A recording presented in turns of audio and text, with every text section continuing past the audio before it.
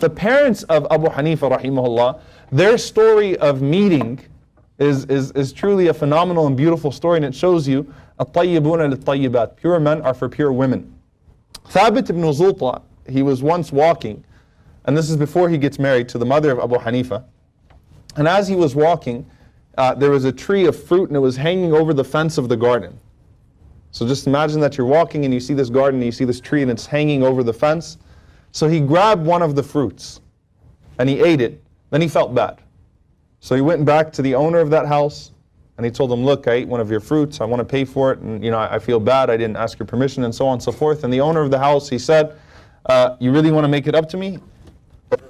He said, but here's the thing. He said, my daughter is deaf, she's mute, and she also has issues with, she also is not mentally all there. She's not going to really, she doesn't understand much. She's deaf, she's mute, and in one narration, she's even blind. All right? So this no longer appeared to be such a sweet deal for him. So he said, are you still willing to do it?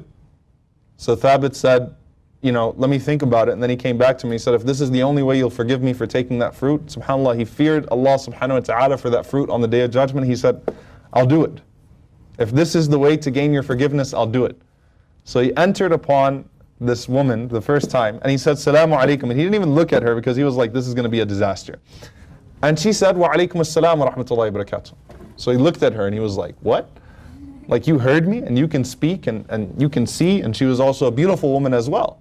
So he's like, what is this? Your father said that you were like this. And she responded and she said that I am deaf from all of that which is displeasing to Allah subhanahu wa ta'ala. I don't hear backbiting, I don't hear lying, I don't hear slander. I have purified my ears from al-laghu, from idle speech. I don't even listen to that stuff.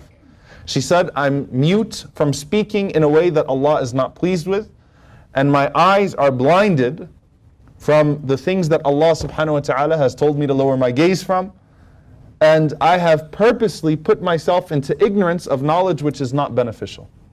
I purposely remained ignorant of that which is not beneficial to me. SubhanAllah, that was her answer. And they got married, and from this marriage comes Abu Hanifa rahimahullah ta'ala.